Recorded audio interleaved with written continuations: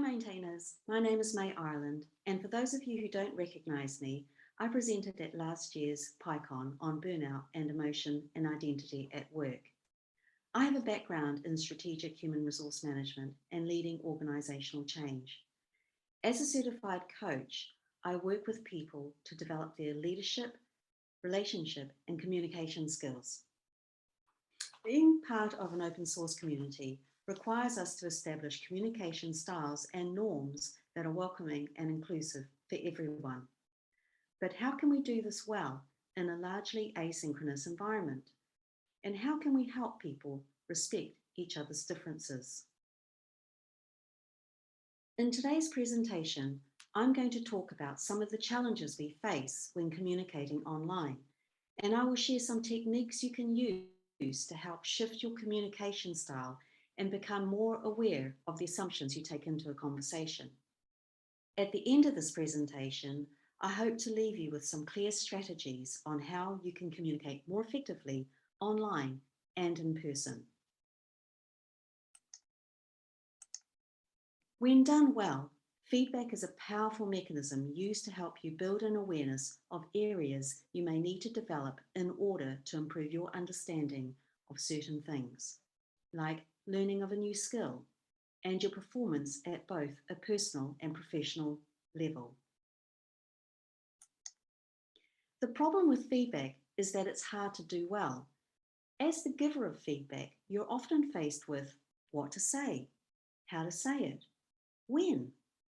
And as the receiver of feedback, it can be a challenge to take that feedback on board and not take it personally, particularly when it's constructive feedback or it presents an opposing viewpoint. How well we handle the giving and receiving of feedback is often what creates friction and conflict in a relationship. Here's a quote from Matt Farina of codeengineered.com. Conflict is something that deserves a certain amount of celebration.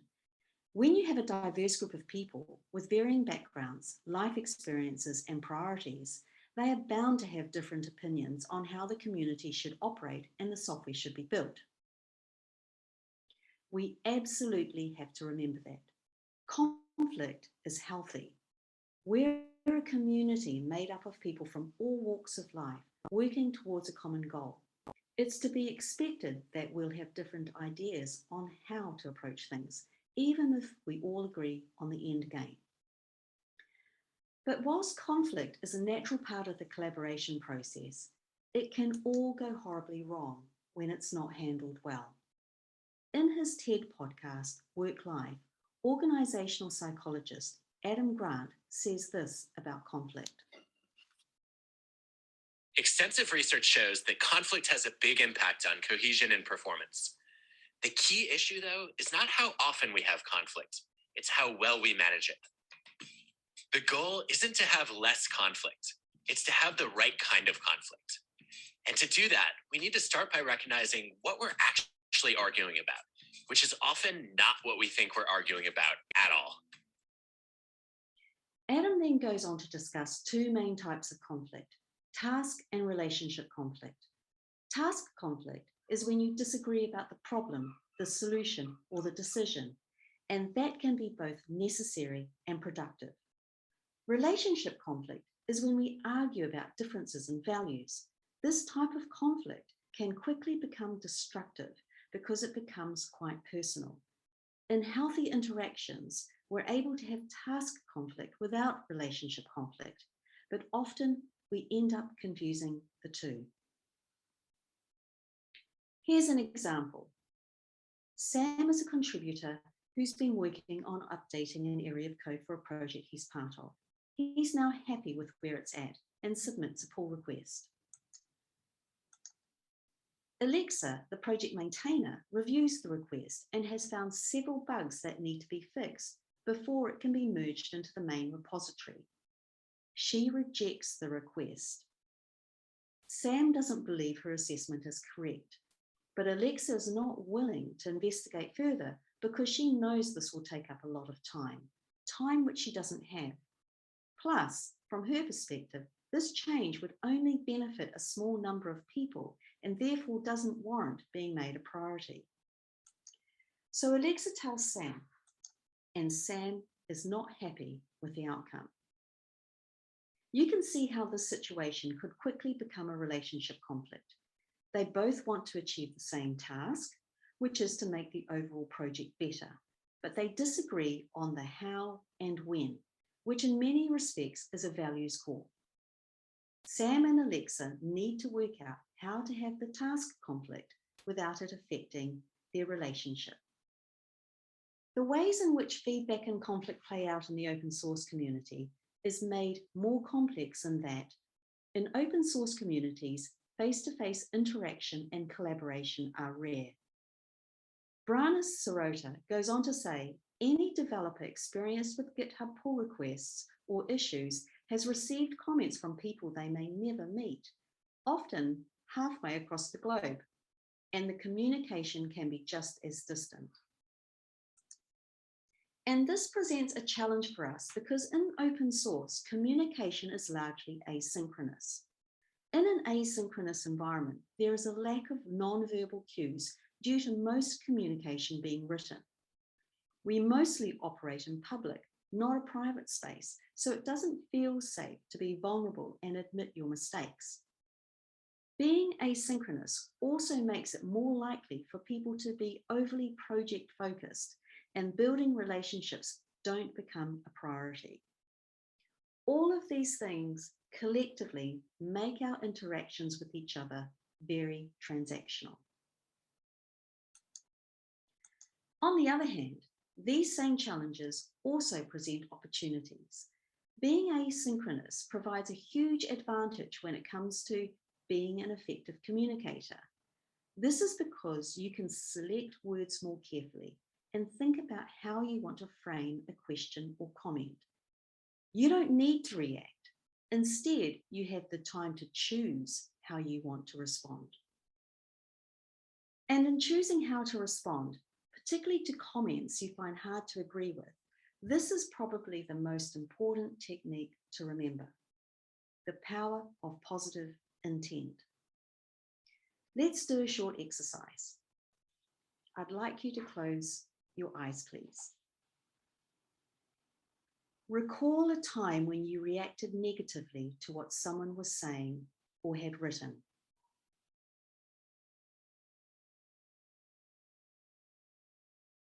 What was the emotion you were feeling?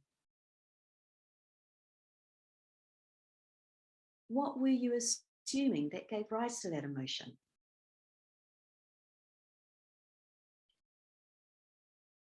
And if you were to let go of any negative thoughts and instead assume that person came from a place of positive intent, what would you have done or said differently?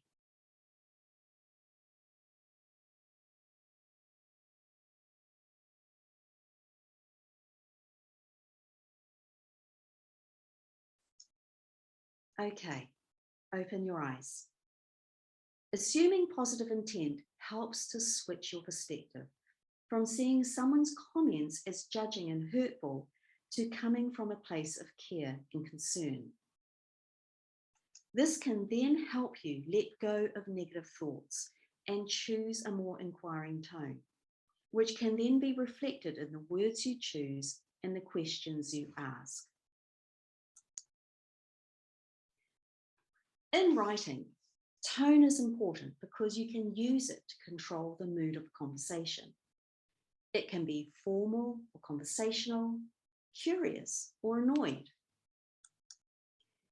Tone can be expressed through the use of italics, caps, underlining words, and in the absence of any visual cues, emojis can also be incredibly powerful to project a mood. Using these tools will help you to engage emotionally with the reader. It's not so much about what you say, but always more about how you say it. When it comes to framing a response, know, feel, do is a tool I use with clients to help them handle difficult conversations. When you need to be more mindful about how your message comes across, it always pays to plan what you want to say by taking a few moments to jot down your thoughts to the following questions. Know what are the 3 key pieces of information you want to get across to someone. Feel.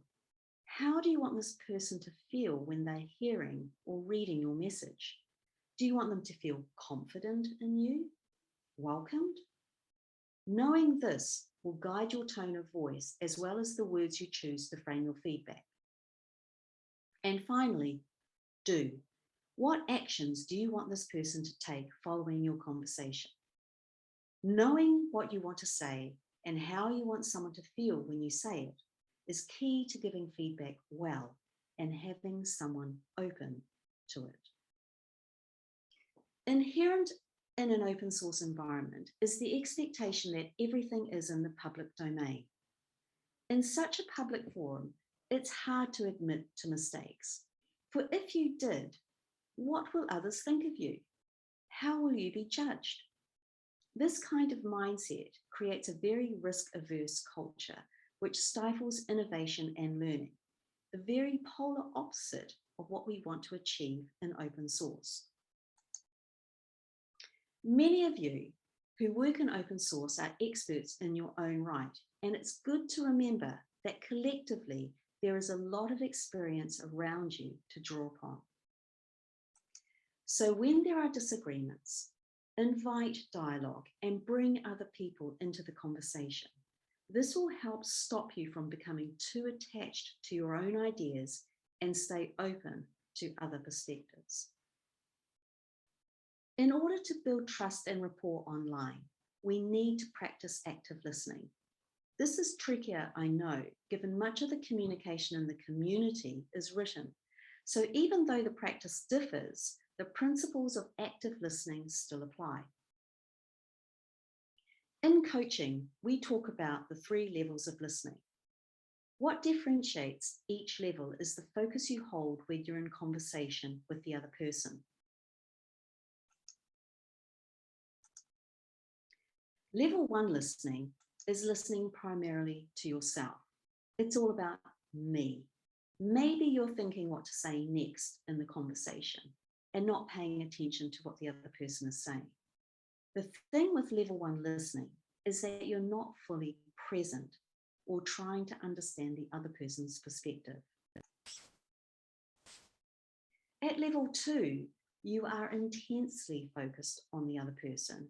Your own agenda is put aside, and your goal is to better understand their perspective. Why are they saying what they're saying?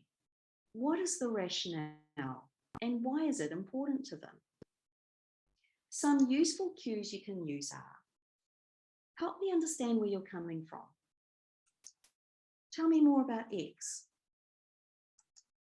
It sounds like, is my understanding correct?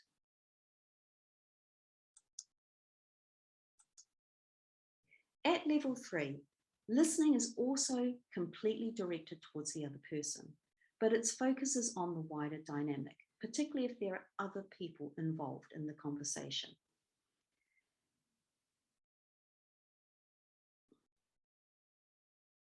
Let's start again. At level 3 listening is also completely directed towards the other person, but its focus is on the wider dynamic. You hear more than just the words they're saying. It's the general mood you're picking up that has developed as the conversation has evolved. If it's an in-person or a video call, a person's body language, the inflections and tone of their voice, their pauses and hesitations are all cues that collectively give you a stronger sense of how a person is feeling for what is being discussed. They may be engaged, frustrated, ambivalent. In the written format, it's much harder to read the writer's mood because the physical cues are absent. So how can we get to this level?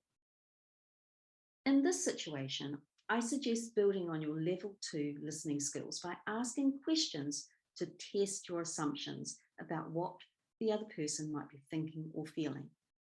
Some useful phrases are, okay, from what you've just shared, sounds like, have I understood you correctly? Have I missed anything? If we do what you're suggesting, how do you see it benefiting others? What would be some of the challenges, do you think? I'm not sure I understand this situation properly. Would you mind helping me out by filling me in on the details? This sounds important to you, and I'm picking up I've annoyed you somehow. Have I misunderstood something?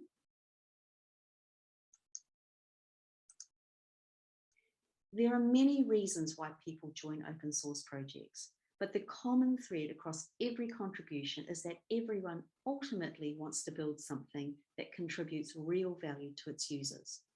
We need to remember that. When we fail to communicate effectively, especially when it comes to giving and receiving feedback, it can prevent us from finding a better solution, as well as properly recognizing people's contribution to a project.